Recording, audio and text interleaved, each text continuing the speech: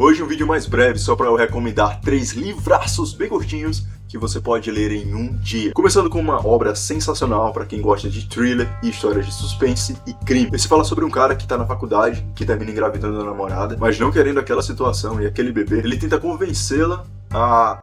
Aqui eu tenho que ter cuidado por causa das normas do YouTube, mas a retirar o bebê. Porém a mulher não quer. Então ele decide matá-la, mas fazendo parecer que ela tirou a própria vida. A cada capítulo um gancho que puxa outro e ele vai te envolvendo de forma obsessiva. Ira Levin, que também é o autor do famosíssimo O Bebê de Rosemary, trabalha a narrativa desse livro de um modo genial. E o que eu acho interessante é que toda a primeira parte do livro nós acompanhamos esse cara, seguimos a perspectiva dele, mas nós nunca sabemos qual o nome dele. Quando a segunda parte do livro começa, nós já acompanhando outros personagens, tentando descobrir a identidade desse cara, nós ficamos nos perguntando, caramba, pode crer, quem é esse cara? Quem é esse cara que eu tô acompanhando há sei lá quantas páginas? E aí a gente volta pro livro e tenta procurar o nome do cara e realmente o autor nunca falou. Então a gente entende como funciona a cabeça dele, sabe as motivações, a gente entende o que é que ele quer, sabe da vida dele, mas a gente não sabe o nome desse cara. Isso foi uma coisa que eu achei bem diferente, muito interessante e um jeito completamente novo de contar uma história. A capa do livro é horrível e o nome também não é nada bom.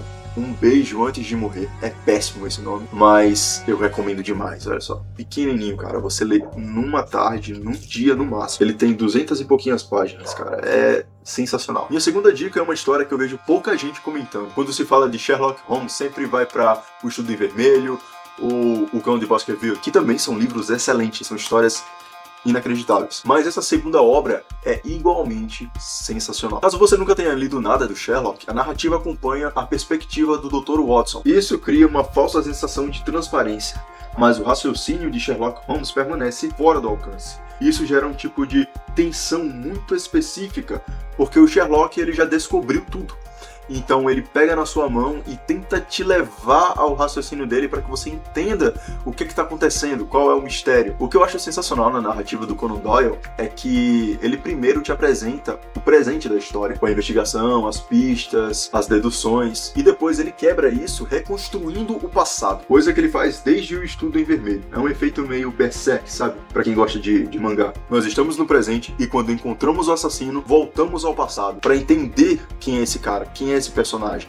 Nós vamos acompanhar a vida dele, acompanhar suas motivações, e isso é excelente porque você termina simpatizando com o personagem. É basicamente um conto dentro de um romance, ou uma novela, né, por conta do tamanho. E esse deslocamento, coisa que poderia quebrar o ritmo, na verdade amplia o impacto, porque transforma a investigação policial, o mistério, em outro gênero literário dentro da perspectiva desse personagem. E aí é o que realmente mais vale a leitura, os personagens. Sherlock aparece mais humano, não no sentido de empático, afinal isso ele não é, mas vemos um pouco da sua rotina, do seu momento em casa e da sua personalidade fora do crime. O tédio o corrói e a sua genialidade parece muito menos um dom e muito mais uma dependência. A história se passa em 1888 e começa quando Mary procura Sherlock Holmes com um enigma. Após o desaparecimento de seu pai, ela começa a receber várias pérolas durante todos os anos subsequentes. O remetente dessas joias é um segredo completo, é anônimo, ela nunca soube quem é esse cara. Mas um dia ela recebe uma carta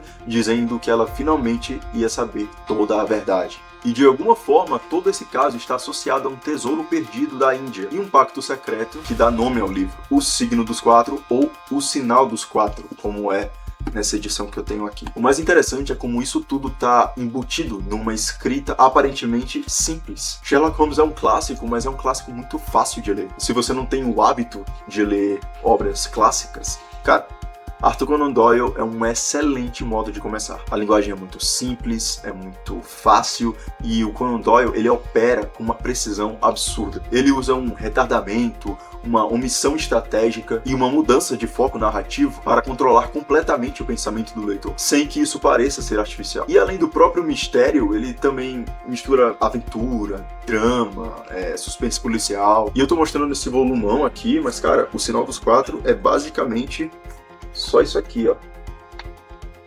Você mata numa tarde, cara. É uma história sensacional que você não vai se arrepender de conhecer. E fica como dica também o Estudo em Vermelho, porque o Estudo em Vermelho também é uma excelente introdução, já que é o primeiro romance do Sherlock Holmes. O Sinal dos Quatro. baita edição essa daqui, vem num box com 4 volumes, que não é caro. Eu vou deixar o link de compra na Amazon aí, se vocês quiserem dar uma chance. Agora, a última recomendação eu vou ultrapassar um pouquinho, porque é na verdade um conto, mas eu li recentemente, e cara, eu montei esse vídeo aqui só por causa desse conto, que eu queria recomendar esse conto, porque é uma coisa tão absurda, uma coisa tão inacreditável, um soco no estômago, e eu não poderia deixar de falar sobre ele. Quando eu li o título, Pai contra Mãe, eu pensei, é uma criança que tá vendo o pai e a mãe discutirem o tempo todo, vai ter um divórcio, alguma coisa assim, e a gente provavelmente vai seguir a perspectiva dessa criança sobre esse mundo adulto do casamento. Mas não, eu estava completamente errado. A gente acompanha a história de um homem pobre que trabalha como capturador de escravos fugitivos. Esse homem se casa, tem um filho, só que a renda dele é muito pouca e aparece só de forma espaçada.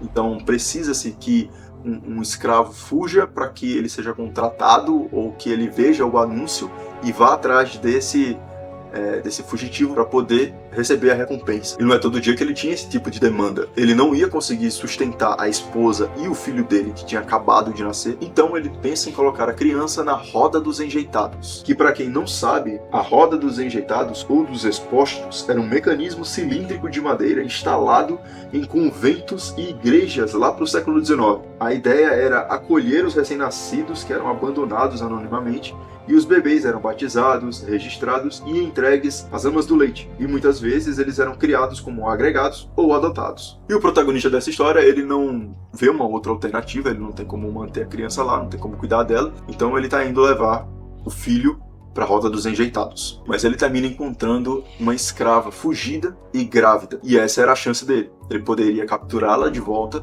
receber a recompensa e ficar com o filho. Porém, é uma questão que ele precisaria decidir. Ficar com o próprio filho, nesse caso, significa o fim da vida do filho desse escravo. E que absurdo que é isso, cara. Que incrível que é essa história. Entendeu o título? Eu fiquei o tempo todo, quando eu comecei a leitura, fiquei o tempo todo confuso. Caraca, em que momento é que ele vai brigar com a esposa, que vai acontecer alguma coisa? E aí, quando aparece essa personagem e ela diz que está grávida, eu entendo que ele é um pai que vai lutar contra uma mãe, ele pelo próprio filho, e ela pelo filho dela. E aqui, Machado de Assis faz algo que poucos autores conseguem com tanta frieza e precisão. Ele critica a sociedade da época de um modo brutal. Sim, esse conto é de ninguém menos que o incrível gênio Machado de Assis. Inclusive, se você nunca leu Machado, esse conto é uma excelente porta de entrada. A escrita é mais simples, seca e objetiva, mas é profundamente calculada. Machado descreve instrumentos de punição, práticas sociais e a própria lógica da escravidão com uma naturalidade perturbadora. Isso por conta do narrador que ele decide empregar nesta obra. Diferente de Dom Casmurro, Memórias Póstumas de Brás Cubas, entre outras, que o narrador em primeira pessoa e a gente segue o ponto de vista desse personagem narrador, aqui é em terceira pessoa, porém a narração se filtra dentro da perspectiva do personagem principal. Algo parecido com o que o Martin faz em Game of Thrones, só que o Martin, ele coloca lá o nome, como nome do capítulo, né? O nome do personagem que a gente vai seguir naquela história, naquele capítulo. E aqui não, aqui a gente segue o tempo todo a perspectiva desse personagem em terceira pessoa, mas com a mentalidade de primeira. Ou seja, e por muitas vezes ele justifica as práticas da época exatamente porque ele estava inserido dentro daquela sociedade. É como Nabokov faz com o livro Lolita. Ele traduz o absurdo de um modo tão banal que causa repulsa no leitor, ao mesmo tempo que você não quer parar de ler, porque quer saber o que vai acontecer. Narrativamente, há um mecanismo bem sofisticado aqui. O conto começa com uma espécie de exposição bem documental, na verdade, exatamente sobre a escravidão urbana, como se estivesse apenas contextualizando, mas isso é uma armadilha estrutural. Quando a ação começa, o leitor já foi inserido naquela época e na realidade daqueles personagens. O título, Pai contra Mãe, é de uma ironia machadiana cruel. Aqui ele trabalha a síntese de um sistema que transforma relações humanas em colisões de sobrevivência. Um pai que se decide salvar o próprio filho está condenando o filho de outra pessoa. Simplesmente leiam. 20 pagininhas só, você mata em 1 hora. Então é isso, se vocês gostaram do vídeo de hoje, deixa o seu like, comentário, compartilhe para todo mundo essas recomendações incríveis. Eu garanto que vocês não vão se arrepender de conhecer essas obras. O link para tudo está na descrição desse vídeo. Muito obrigado por me assistir até aqui e até o próximo.